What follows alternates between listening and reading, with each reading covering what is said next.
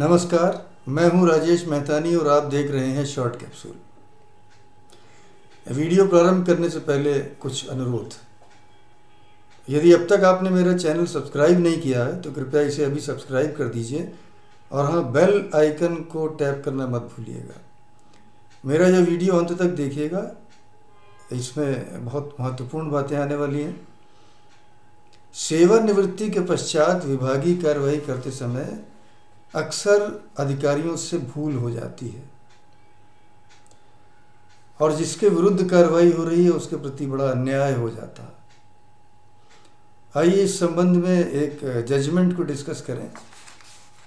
ये केस है राजेंद्र धर Dwivedi versus state of UP. ये जजमेंट मेरे पास है और ये जजमेंट है 21 फरवरी 2024 का। मामला कुछ ऐसा है कि श्री राजेंद्र धर द्विवेदी साहब ये डायरेक्टर एग्रीकल्चर के पद पर कार्यरत थे और 31/10/2019 को आप सेवानिवृत्त हो गए। अब ज़रा तारीखें ध्यान से सुनिएगा, बेहतर होगा कि आप एक नोटबुक और एक पेंसिल रख लें, तब समझ में बेहतर आएगा। फिर से देखें कि ये 31/10/2019 को डायरेक्टर एग्रीकल्चर के पद से रिटायर हुए।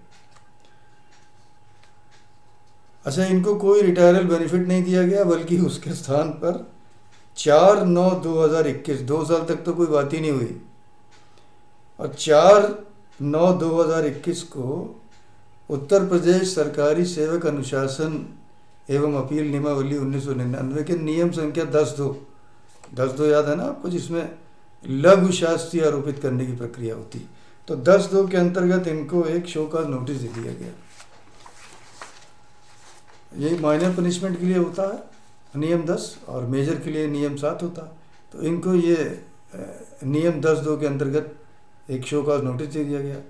और जब इनको शो कॉज नोटिस मिला तो ये इलाहाबाद हाई कोर्ट की शरण में गए और इन्होंने 2020 में एक रिट पिटीशन फाइल की और रिट पिटीशन को पार्टली अलाउ कर दिया गया और जजमेंट आया 2 दिसंबर 2020 को। उसमें उन्होंने कहा कि साहब ये अब रिटायर हो चुके हैं, तो उत्तर प्रदेश सरकारी सेवक अनुशासन एवं अपील नियमावली के अंतर्गत तो अब इनके ऊपर कोई कार्रवाई नहीं हो सकती। अब जो भी कार्रवाई होगी वो CSR 351 कैपिटल A के अंतर्गत ही हो सकती है, इसलिए ये कार्रवाई तो रद्द की जाती है।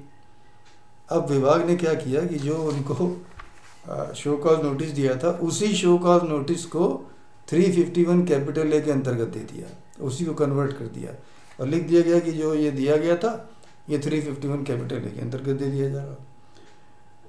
अब वो फिर से कोर्ट में गए। कोर्ट ने कहा कि ये जो आपने नोटिस दिया है 351A में इस तरह तो कार्रवाई होती नहीं है। 351A कैपिटल A में तो आपको चार्जशीट देनी होगी और जांच उस तिथि से प्रारंभ मानी जाएगी जिस तिथि से चार्जशीट दी गई है। ये नियम 10 की तरह से नहीं होगा।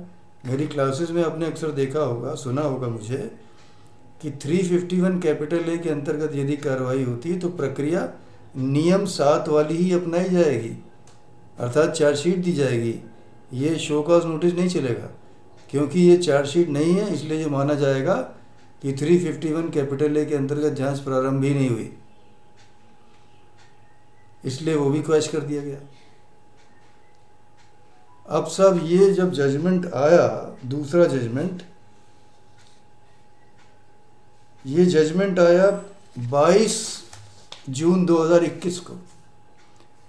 22 जून 2021 को जजमेंट आया। उसके बाद डिपार्टमेंट ने कुछ नहीं किया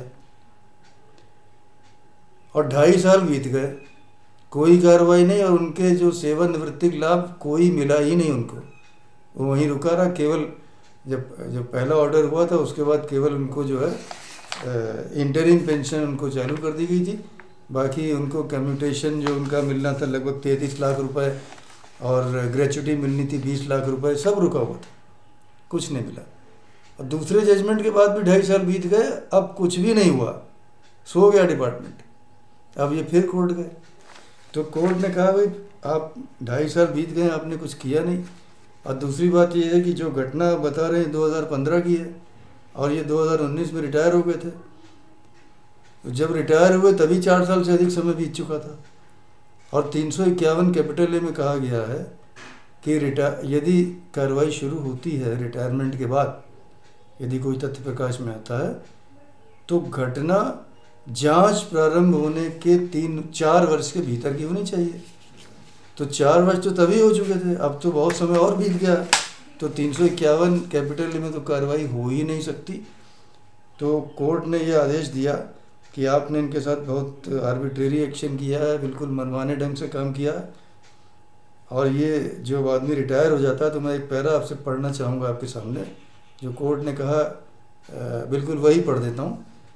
after retirement an employ is dependent upon his or her post retiral dues, but in place of getting the same, the petitioner had been compelled by the arbitrary action ही तो हो रहा था, ये स्वेच्छाचारिता मनमाना काम ही तो हो रहा था, क्योंकि नियम में तो ऐसा है नहीं।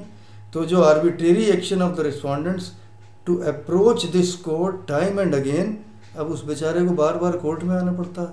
आर्बिट्रेरी एक्शन आपका है, वो तो जो सेवानिवृत्तिक लाभ मिलेंगे उसी पे उसको जीवन जीना है, वो करने के बजाय वो बार बार कोर्ट आ रहा है आपके आर्बिट्रेरी एक्शन की वजह से। In place of getting any dues the petitioner is spending the cost of litigation. देखिए, उसको कोई ड्यू मिले, उसके ड्यूज मिले, उसके बदले वो बेचारा कॉस्ट ऑफ लिटिगेशन, मुकदमे का खर्चा उठा रहा। कोई आसान है कोर्ट जाना क्या? From his life long savings, जो उसके जीवन भर की बचत है उससे बेचारा वो खाए या कोर्ट जाए। The petitioner has been deprived from getting his lawful claim due to wrong actions, inaction and non action by the authorities at different stages, which is making the petitioner to suffer great hardship। देखिए, विभाग या तो wrong action कर रहा है या कोई action नहीं कर रहा है, इनएक्शन या नॉन एक्शन हो रहा, तो उससे उसकी हार्डशिप बढ़ रही है ना। लास्ट में उन्होंने कहा, कोर्ट ने जो अपना जजमेंट दिया, उन्होंने कहा कि साहब इनके जितने रिटायरल बेनिफिट जो रुके हुए हैं, जो कम्यूटेशन ऑफ पेंशन है जो लगभग 33 लाख रुपए है और ग्रेचुटी 20 लाख रुपए है, इनको 3 महीने के भीतर, जजमेंट है 21 फरवरी 2024 का, जजमेंट की डेट के 3 महीने के भीतर इनको पूरा पेमेंट करिए। और यदि 3 महीने के भीतर ये पेमेंट नहीं होता है तो इनको 7.5% इंटरेस्ट, किस डेट से? From the date of retirement till actual payment is made. जिस तिथि को ये रिटायर हुए 2019 की डेट मैंने आपके सामने रखी थी, और जिस डेट में वास्तव में पेमेंट होता है 7.5% इंटरेस्ट दीजिए, अगर आप 3 महीने के अंदर इनको सारे बेनिफिट नहीं देते हैं तो। देखा आपने किस प्रकार हमारे अधिकारी अगर इसको जानते नहीं हैं, अवेयरनेस नहीं है, डीपी किस प्रकार होती है, रिटायरमेंट के बाद कैसे होती है, तो कैसे अन्याय हो सकता है हमसे। तो बेहतर होगा कि हम सब डीपी के बारे में जानें। जैसा कि पहले भी ऑनरेबल हाई कोर्ट ने कहा है कि डीपी के बारे में ट्रेनिंग होनी चाहिए। तो ट्रेनिंग देखिए, आप इस जजमेंट से देख लीजिए कि जो अधिकारी ट्रेनिंग से जुड़े हैं उनका प्रशिक्षण कितना आवश्यक है, क्योंकि अगर हमें जानकारी नहीं है तो क्या क्या हो सकता है। तो बेहतर होगा कि हम लगातार अपने ज्ञान को बढ़ाएं इस बारे में। तो आज यहीं रुकेंगे। आशा है कि आपको आज की चर्चा पसंद आई होगी, उपयोगी लगी होगी, और अगर पसंद आई हो, उपयोगी लगी हो, तो इसे आप लाइक अवश्य कीजिएगा और इसे अधिक से अधिक शेयर करिएगा, ताकि अधिक से अधिक लोगों तक मेरी बात पहुंच सके। आपने मेरे वीडियो को अंत तक देखा, इसके लिए आपका आभार। बहुत जल्द एक नए वीडियो में एक नए विषय पर चर्चा के लिए हम उपस्थित होंगे। तब तक के लिए आपसे अनुमति चाहेंगे। नमस्कार।